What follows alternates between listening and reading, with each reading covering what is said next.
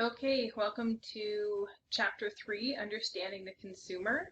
I am hoping that I get a few more of your answers to the questions about Disney that I asked for last week. I have about half of you have responded, so make sure and get that back to me.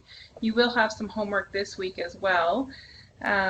So let's get on to chapter 3. I just want to make sure you've read through the chapter before you start this video, because you will need some of it to kind of help understand what we're covering.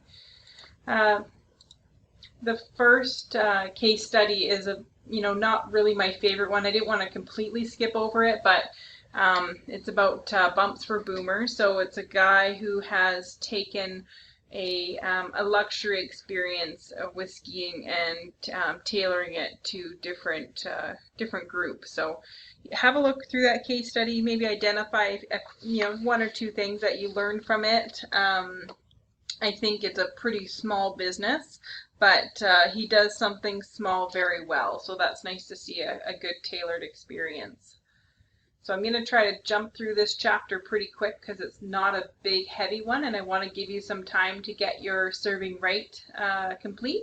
And I also want to give you time to do your case study analysis at the end of the chapter here. So the first section of this chapter, they talk about customer expectations. So a great example of how customer expectations vary even within a sector was the EasyJet and Singapore Airlines example. If you're taking a quick EasyJet flight across Europe, you probably don't have a big expectation for a high level of service on that flight. But if you're taking a couple hour flight from Europe over to Singapore, let's say, your level of customer service or your expectation of the experience is going to be higher, and that may change over time. But we can probably think of a number of examples where customer expectations change within a sector. But there's three levels of expected service from customers. So there's a desired level, there's an adequate level, and there's a predicted level. So these are three levels where customers kind of come in, and we're going to go over a graph here in a moment. But the kind of zone of tolerance falls between the desired and adequate level. So, the zone of tolerance just means that the customers, minimum level of experience, or wherever it falls somewhere between there, that the experience is adequate for customers. Sorry, I was trying to find a smaller word for that, but that wasn't very much any better. Anyways, so the factors influencing the customer's expectation of service. So if we look on the right side of this chart, we have some service promises that we come into with an interaction, or we have an expectation when we come into some kind of customer experience, and sometimes that's based off of advertising a company does, or other communications from a company. Sometimes it's based on something tangible or on a price. So if you're paying a high price for something, you do expect another level of customer service. So if you're paying a higher level, let's say you're staying at a Fairmont hotel, you expect a higher level of customer service than if you're staying in a Sandman. So sometimes the price actually implies what the service level should be. Other times it's word of mouth. So sometimes we have personal experiences from other people who have stayed at, say, a Sandman, and they tell us what the level of service is, and we have that expectation. And then sometimes it's past experience. If you've stayed in a Fairmont hotel, you kind of know what to expect, and that's where you're going to benchmark your predicted level of service. So that's how people come into certain transactions. So your predicted service goes into what you're expect of the interaction. So as well, what other things kind of go into that level are your personal needs, what you need. Whether you're staying in a Sandman or a Fairmont hotel, sometimes your personal needs are different. Your perceived service alternatives. So sometimes you don't have the ability to stay at a different hotel. Sorry about that. The phone is not hanging up properly. And then sometimes the you have situational factors, weather, catastrophe, something like that plays into your factoring there. So the customer experience. So I am big on the physical environment impacting the customer's service experience. So, I mean, we talked about ServiceScape a little bit last week, but that's part of ServiceScape is that, the entire experience for the customer is what the overall impact is going to be for them. So, we look at the physical environment. You have to look at everything from smell. That your multisensory impact is using all your senses in your body, your smell, your taste, your vision, what you're seeing. Sorry, just pausing for a sec there. As well, your human interaction is what is part of your customer experience. So sometimes that changes if there's other customers around, or if there's other staff members around. So sometimes that impacts your customer experience. Sometimes there's personal characteristics that impact your experience. It's cultural differences. We saw in the book later on in this chapter, they talked a little bit about the market in Asia having a different motivation for returning to a company or loyalty. So there's cultural differences in people's experiences. Also, there's trip-related factors. So social and intellectual needs, they're versus your physiological needs. So sometimes things are varied based on different trips that you take. So I think this was actually in chapter 3. I'm not sure if it was chapter 2, sorry, is delighting and surprising customers. So the Hyatt has these random acts of kindness for their most loyal guests. So, that customer delight creates a positive effect from an unexpected thing, a pleasure that's going to come. So, that's huge for companies to identify that surprising customers is very important in building loyalty, and that they've identified that and trained their employees to exceed customers' expectation to a surprising degree. And I don't know if you've seen that in any business you've dealt with. We often see it in the restaurant industry where people, get surprised with desserts or extra things on their birthdays or at other times. So that's definitely fantastic to see companies doing that for their different customers.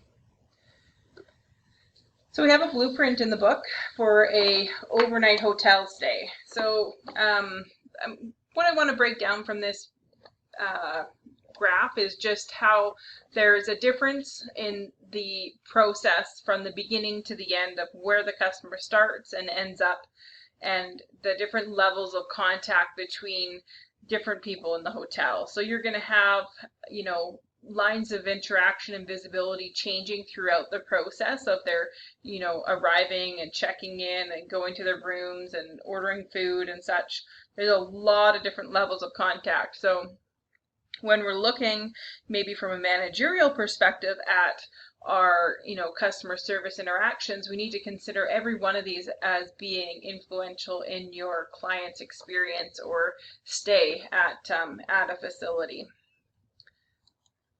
And as well, when we're looking at that, client's stay and the experience throughout the whole process, we have to look at the consistency in the customer's experience. So, it's important that whenever they interact with a agent within the business, that it's consistent and that's distinctive. So, when somebody goes to the front desk of a hotel, that the same person answers the question the same way as the last person. That's just good training.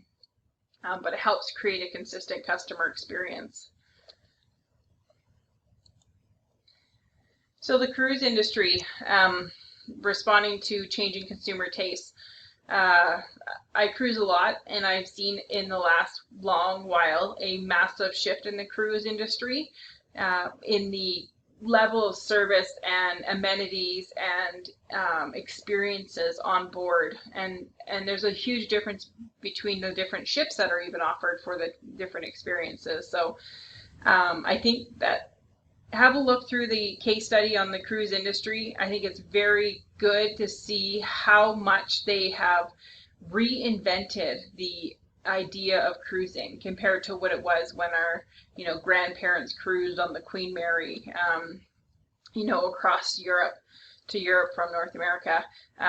It's a lot different, and it's very very unique product out there that you can't really compare to a land experience. They talk a little bit about the Bionic Bar on the Harmony of the Seas, and the first time I saw that Bionic Bar work, wow, there was a lineup of people crowding all around trying to see that that Bionic Bar bartender working its magic. It was pretty fantastic. So the importance of emotions, there's a different example in the book to what this one is, but clients or customers go through different emotions based on the level of service provided. So they often are highly emotional and have different behaviors attached to that. So we've got to be very aware that, when you're looking at somebody who's tense and nervous and jittery, they're probably scared. When you're looking at somebody who's angry and resentful, they're angry, and we've got to work to kind of move people along the wheel to something that's more happy or excited to be there and using the product. So the emotions that a client or customer displays has a big impact on their influence on loyalty. So we got to make sure that there isn't one part of let's use the hotel as the example, one part of the stay that follows through. So, maybe you get to a hotel, they have great check-in and great bag service. You get to your room, drop your bags on the floor, and it's filthy. Well, then the housekeeping has not done their job, and it undoes everybody else's work for the stay, and so they have a negative influence on the whole brand, but it was only one part of the stay that didn't quite fulfill the promise. So we got to make sure that we have the emotions carried all the way through. So there's, on this last slide here, it talks about rational and emotional motivation. The impact on loyalty is outweighed emotionally than rationally, about 5 to 3. So it means that people have a higher emotional motivation to attach to something. Like this Starbucks cup at the bottom here is a great example. Rationally, $5 or $6 for a cup of coffee is probably pretty ridiculous, but we have an emotional motivation or a love for the product that we keep going back. Not we, actually. I don't spend any money on Starbucks, but some people keep going back and wasting all that money. So there's an emotional motivation has a strong influence on loyalty, also in business to business markets. So, that goes without saying. I think everybody just has some kind of emotional connection to who they prefer to do business with. So,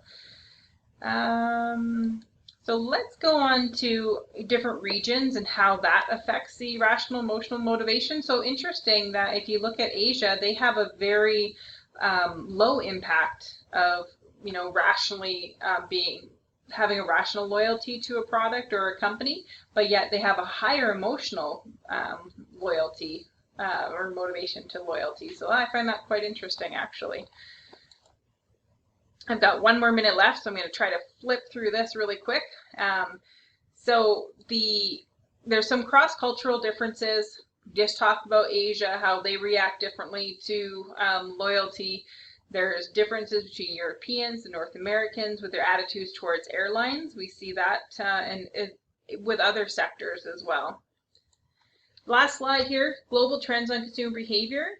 The experiences is changed rapidly over the last number of years, how people relate to things, and they want to create memorable events.